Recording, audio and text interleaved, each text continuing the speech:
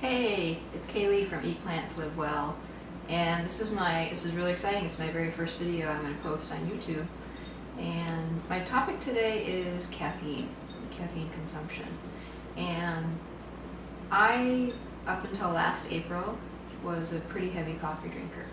So my idea of pretty heavy coffee drinking, I'd probably have a couple cups in the morning, and then usually some espresso at night. I would have a couple shots of espresso at night. And my favorite drink at Starbucks was an Americano, which is hot water with espresso on top. So it's a pretty caffeinated version of coffee. So around about last April, which was April of 2014, now it's December 2014, so it's only been like 6 months since I've been off coffee, well 9 months I guess.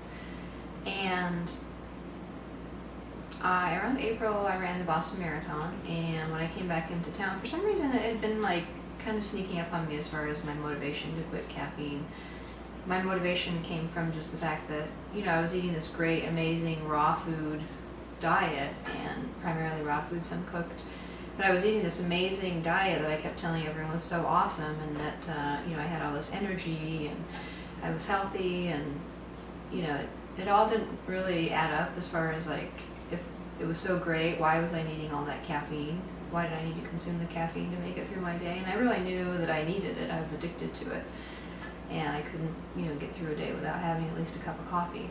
So it didn't really make sense to me that if I was eating this amazing diet that I still needed coffee. It didn't really add up. And then, so around about April, I decided, for whatever reason, I don't even know why at that point in time, I'm gonna just give it up.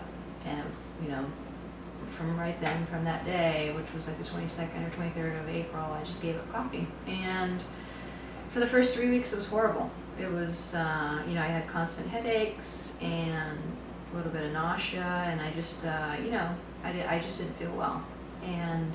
But I knew, based on what I had read, that I just needed to stick it out. I needed to make it through that period of time, whether it was a week, 2 weeks, 3 weeks, sometimes it said 6 weeks of headaches and pain, and I ended up making it, and I'm all the better for it. I don't miss caffeine, I don't miss coffee. I still enjoy the smell of coffee, but I don't need it to get through my day, and I find that I have so much more energy. I sleep better, and I just feel good knowing that I'm not putting a drug in my body, that I'm not inducing some sort of false energy by taking in a stimulant. So, and I did read a book that was a pretty amazing book about caffeine and the withdrawal process of going through giving up caffeine.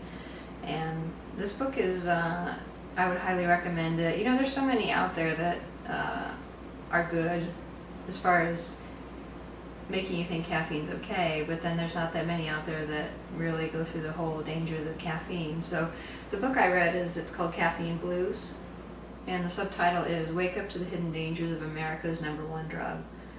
And it's a really good book as far as just giving you an outline of exactly what caffeine does to your body and what it induces, which is really a false sense of energy.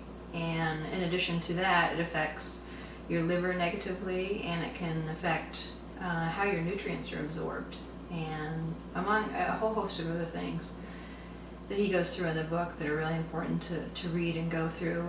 It affects how much your digestion, it affects your digestion and absorption of nutrients, which, if you're going and trying a raw diet or a high carb diet, and you're taking in all these fresh, whole fruits and vegetables, you might as well get the full benefit of nutrients and not give that up with a caffeine induced diet. So that's the best way to do that. And then, it also, caffeine creates stress in your body.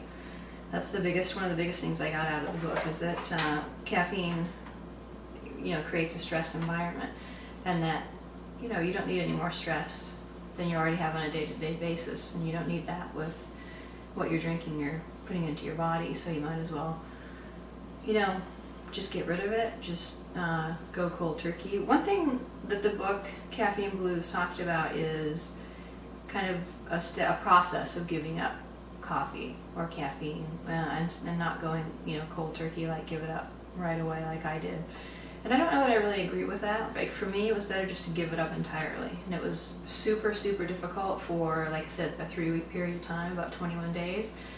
but I'm all the better for it, and I would have rather done that than kind of progress through, like, going to decaf beverages and doing some caffeine or coffee, simulated beverages that taste like coffee that aren't really coffee. For me, it was just easier just to give it up and to do it all at once. So that's what I would recommend, but it depends on your personality. But whatever you do, if you're a heavy coffee drinker, or even just if you drink coffee and you're on a raw food diet or a high carb diet, do yourself a favor and get rid of the caffeine. You've come far enough with your diet, and you're eating high nutrient foods.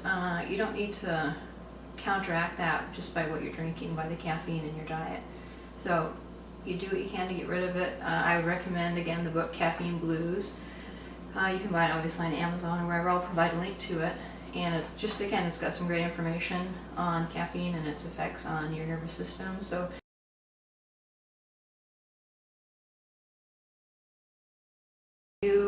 again, if you're on a high carb, raw vegan diet or plant-based diet, you might as well just go all the way and get rid of the caffeine. It's not good for you and you don't need it. All right, thanks.